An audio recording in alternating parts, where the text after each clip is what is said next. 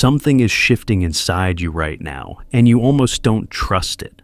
After everything you've been through, the grief, the isolation, the months or years of feeling like you were being dismantled from the inside out, something lighter is starting to move through you. Not manic, not forced positivity. Something quieter than that. Something that feels like the first warm day after a winter that went on so long you forgot warmth existed. And part of you is terrified to let it in, because the last time you felt hopeful, the ground collapsed beneath you. So you're holding back, watching this feeling from a distance, afraid to trust it. Carl Jung spent decades studying this exact moment. Not the breakdown. Everyone talks about the breakdown. Not the dark night of the soul. That's been romanticized to death. Jung was fascinated by what came after.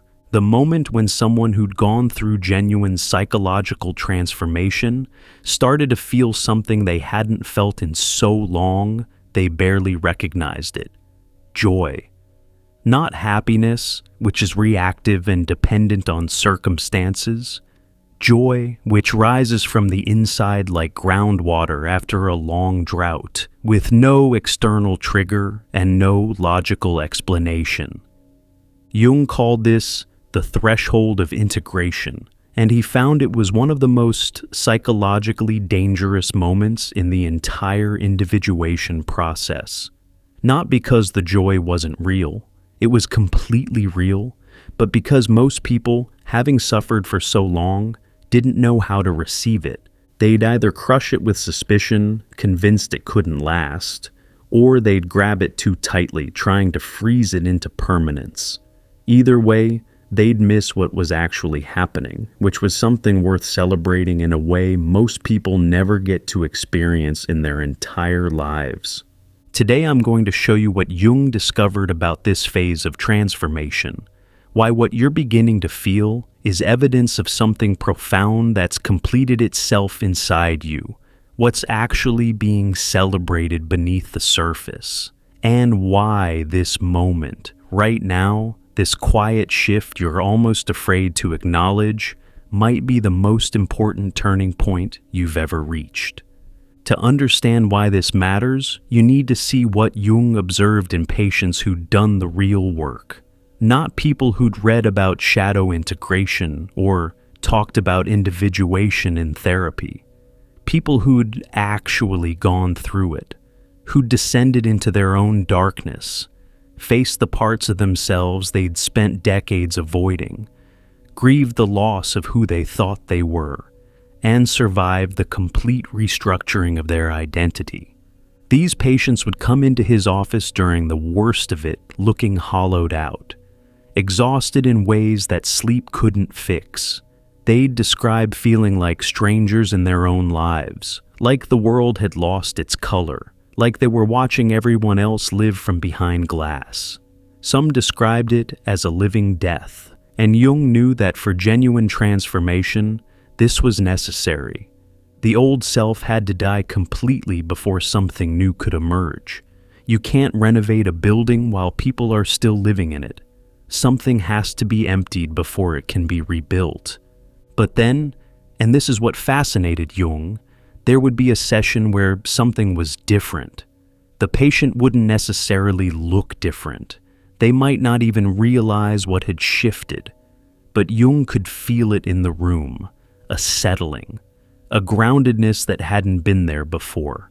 Like a house that had been shaking for months had finally found its foundation. The patient might say something simple, like, "I don't know why, but I felt okay this morning." Or, "I laughed at something yesterday and it surprised me." Or, "I woke up and didn't immediately feel dread."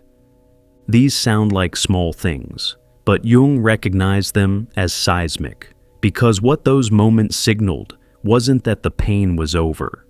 It was that something beneath the pain had finished constructing itself.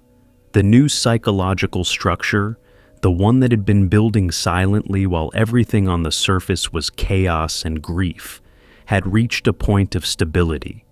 The foundation was laid, the walls were up, And now, for the first time since the transformation began, the person could feel solid ground beneath them again. Jung documented that this shift didn't arrive dramatically.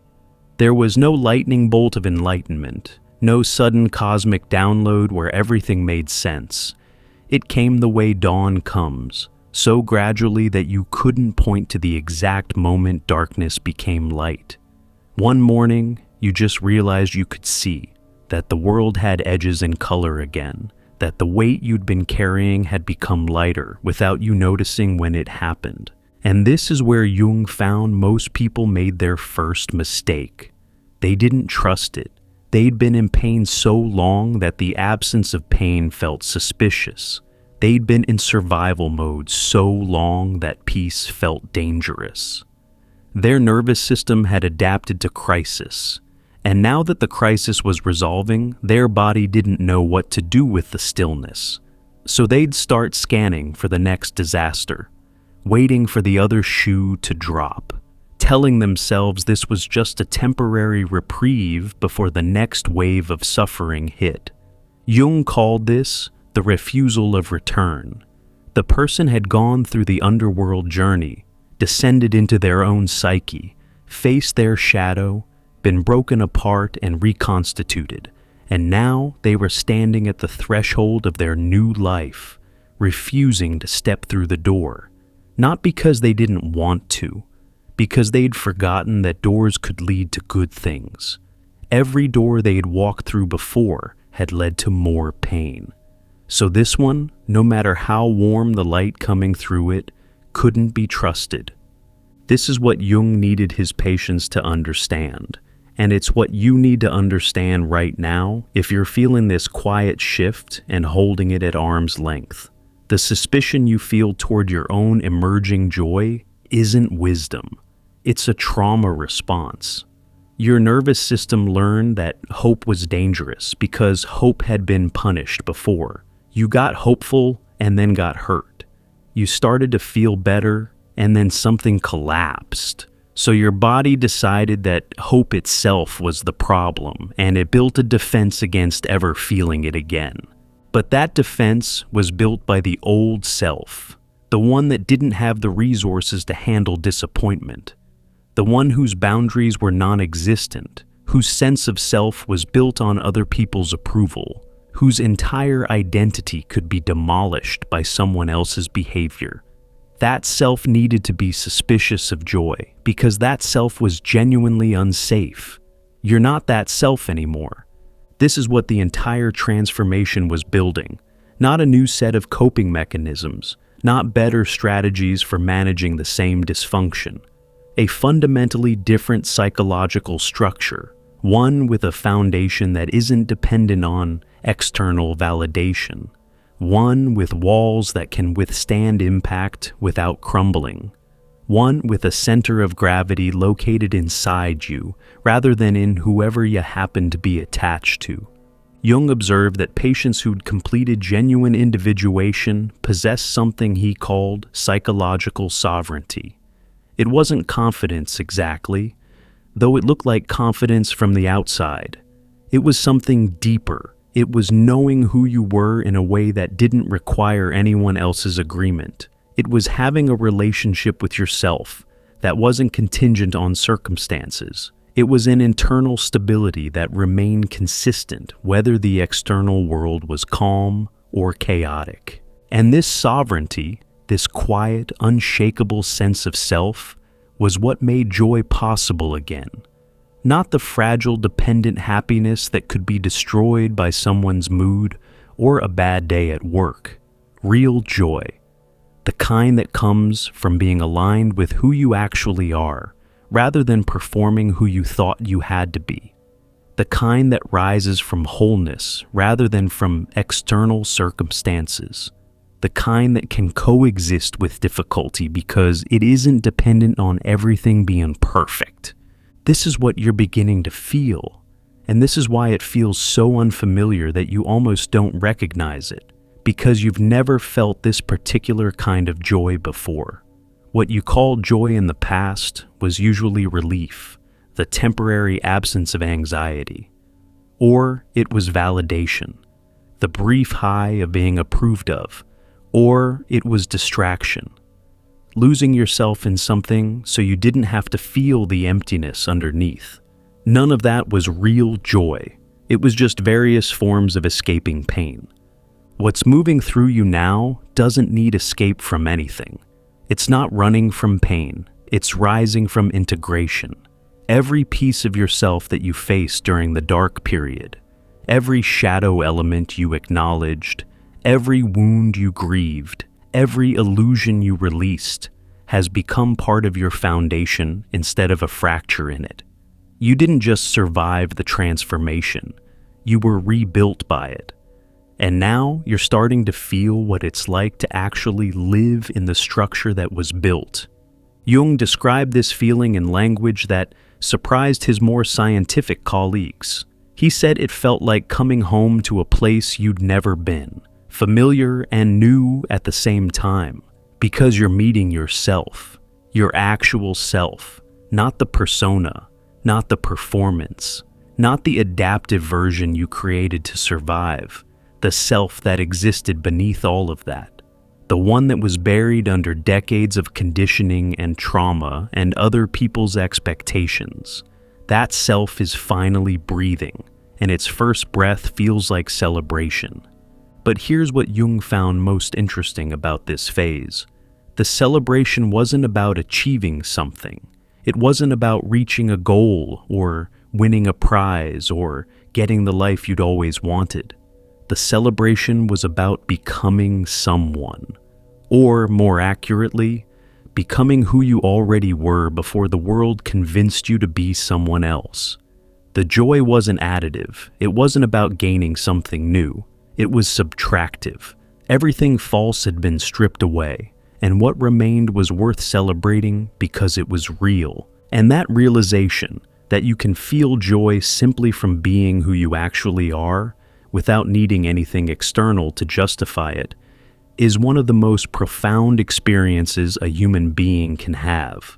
Jung considered it the psychological equivalent of a spiritual revelation, not because it was mystical, because it was the moment a person realized that their worth wasn't conditional, that they didn't need to earn the right to exist, that their authentic self, the one they'd been hiding and protecting and denying for decades, was not only sufficient but extraordinary. If you've been walking through this long passage of transformation and something inside you is beginning to shift toward warmth, toward lightness, toward a quiet kind of gladness that has no external cause, what you're feeling is the echo of everything you've integrated finally settling into place. And if this resonates, if you're in this space where the work has been deep and the rebuilding is real, you might find something grounding in our guide, True Self-Discovery. 24 reflection exercises rooted in Jung's teachings, designed for exactly this kind of inner meeting. It's linked below if you want to take it with you on this next stretch, because what's opening up now deserves your full attention. Jung warned his patients about something specific during this phase. He told them that the people around them would have complicated reactions to their transformation, because when you change at a fundamental level, it disrupts every relationship you're in. Not because you're doing anything wrong, because the dynamics that held those relationships together were based on the old you, the you that people pleased, the you that absorbed everyone's pain, the you that made yourself small so others could feel big, the you that performed a version of yourself that was convenient for everyone else. That version is gone, and the people who benefited from it will feel the loss. They won't say, "Congratulations on your transformation." They'll say, "You've changed," and mean it as an accusation. They'll say, "I don't know who you are anymore," with resentment rather than curiosity. They'll try to trigger the old patterns because the old patterns serve them. And when the old patterns don't activate, when you don't react the way you used to, don't collapse the way you used to, don't abandon yourself the way you used to. They'll either adapt or leave. Jung found that this was one of the hidden celebrations within the larger celebration. Watching people reveal themselves through their response to your wholeness. The ones who loved the real you would lean in with genuine delight. They'd say things like, "There you are," or "You seem different, and I mean that in the best way." They'd meet your authenticity with their own. These were the people who belonged in the life you were building. The ones who loved only the performance would pull away, and watching them go, while painful, carried its own strange relief. Because somewhere inside, you always knew which relationships were real and which were transactional. You just didn't have the psychological structure to act on that knowledge before. Now you did. And the clarity, even when it cost you people, felt more like freedom than loss. This is another thing Jung found remarkable about the celebration phase. It included grief, not the crushing, identity-dissolving grief of the dark period. A cleaner grief, a grateful grief, if such a thing is possible. Grief for the years spent performing, for the relationships that couldn't survive your authenticity, for the version of yourself that tried so hard and deserved so much more than they received. You could hold that grief gently now, without being destroyed by it. You could honor what was lost while celebrating what was found. Both existed simultaneously, and you were finally big enough to contain both. Jung called this the paradox of wholeness. That becoming whole didn't mean feeling only positive emotions. It meant being able to hold everything, joy and sorrow, celebration and grief, gratitude and loss, without any of it threatening your foundation.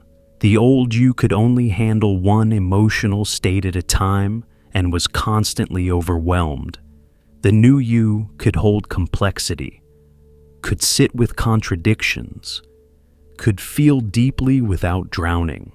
And this capacity, this psychological spaciousness that allowed you to experience the full range of human emotion without being destabilized by any of it, was perhaps the greatest gift of the entire transformation. Not the joy itself, the ability to receive joy without fearing it, the ability to feel sorrow without being consumed by it, the ability to hold your own complexity with compassion rather than judgment. Jung documented that patients in this phase often experienced what he called spontaneous meaning. Things that had seemed random or cruel during the dark period suddenly revealed their purpose, not in a spiritual bypassing way, not everything happens for a reason as a platitude, more like looking at the back of a tapestry versus the front. During the transformation, all you could see were loose threads and tangled knots and chaotic patterns that made no sense. Now, from the other side, you could see the image that was being woven, the losses that made space for something real, the breakdowns that dismantled what needed dismantling, the isolation that forced you inward where the real work waited.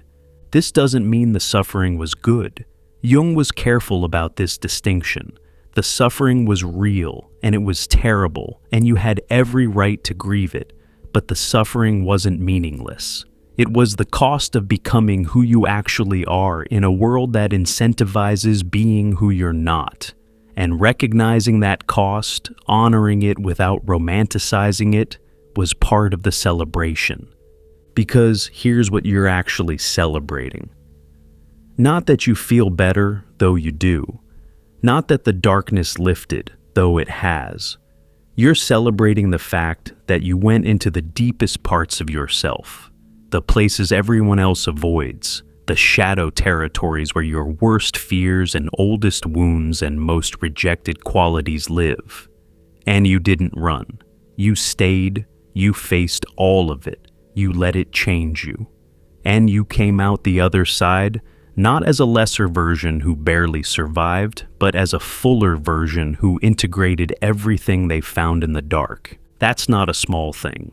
Most people never do this. Most people spend their entire lives building more elaborate defenses against the very darkness you walked into willingly. They construct personas. They develop addictions. They busy themselves into oblivion. They do anything and everything to avoid the confrontation with self that you endured. And here you are on the other side of it, feeling something you haven't felt in years, maybe ever. Jung believed that this moment, this threshold between transformation and celebration, was sacred, not in a religious sense. Sacred in the sense that it deserved reverence, that what you'd accomplished was rare and significant and worthy of being acknowledged, not by anyone else, by you. Because you were the one who did this.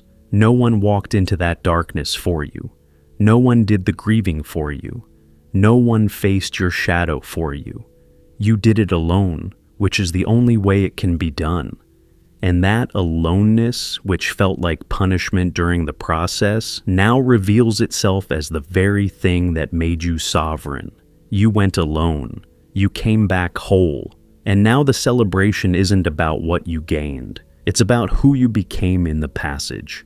Jung found that people who reached this phase often struggled with a specific question: what now?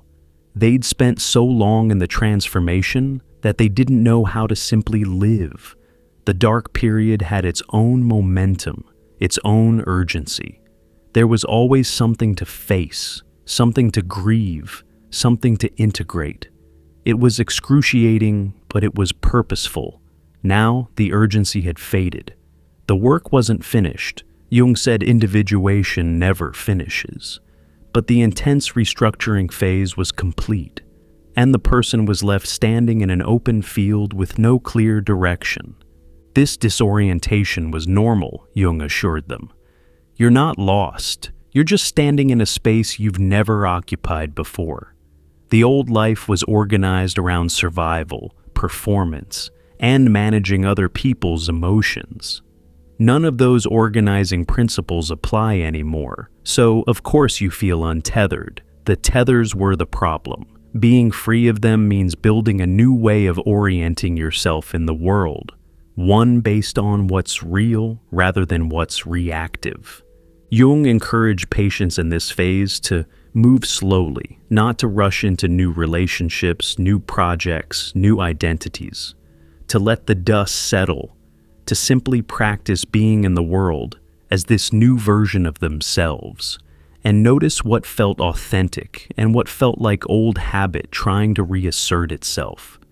The celebration wasn't something you had to manufacture or perform. It was something you allowed, like letting sunlight into a room that had been shuttered for years. You don't force the light in, you open the curtains and it does the rest. And this is what I want you to hear if you're in this phase right now, feeling this quiet shift and not quite trusting it. You don't have to trust it with your mind. Your mind is still running old programs that say hope is dangerous and joy is a trap. That's okay. Those programs will update as your nervous system catches up to the psychological changes that have already occurred. You don't have to force yourself to feel happy or pretend everything is fine. Just notice. Notice that something inside you is lighter. Notice that the dread isn't as constant. Notice that you laughed at something last week and it wasn't forced. Notice that you looked in the mirror recently and didn't hate what you saw. Notice that you set a boundary and didn't collapse with guilt afterward. These are not small things. These are evidence of a complete psychological restructuring expressing itself through your daily experience. And the fact that they're quiet, that they're not dramatic or cinematic or accompanied by choirs of angels, is actually how you know they're real. Genuine transformation doesn't announce itself. It just changes how Tuesday morning feels. It changes the quality of silence when you're alone. It changes the way your body holds itself when you walk into a room. It changes what you're willing to accept and what you're not. And all of these changes add up to something that Jung would say deserves celebration. Not celebration as the world defines it, loud and public and performative, celebration as acknowledgement, quiet, internal, profound acknowledgement that you went through something most people never survive. And you didn't just survive it, you let it make you real, so let it in. The warmth that's building, the lightness that's returning, the joy that's rising from somewhere beneath your ribs with no external cause. Let it in, not because you're certain it will last. Nothing lasts, and that's okay. But because right now, in this moment, it's here. And you earned it. Not by performing wellness. Not by pretending the darkness didn't happen. By walking into that darkness with nothing but your willingness to face what was there, and walking out carrying every piece of yourself you found. Jung would look at you right now and he wouldn't say, "You're healed." He didn't believe in that kind of finality. He'd say something closer to this. You've completed a passage that most people spend their entire lives avoiding. You've died to who you were and discovered who you actually are. And the joy you're feeling isn't fragile happiness that needs protecting. It's the deep, quiet, unshakable recognition that you are finally, maybe for the first time, living from the truth of yourself. That is worth celebrating. Not tomorrow, not when you're sure it's real. Right now, in whatever quiet way feels true, because you've been waiting a long time for this. And it's here. If this resonated with where you are right now, if you're in this passage between what you were and what you're becoming, our guide True Self-Discovery was made for this moment. 24 Jungian reflection exercises to help you meet the person who's emerging on the other side. The link is below. You've already done the hardest part. This is just a way to keep walking with intention,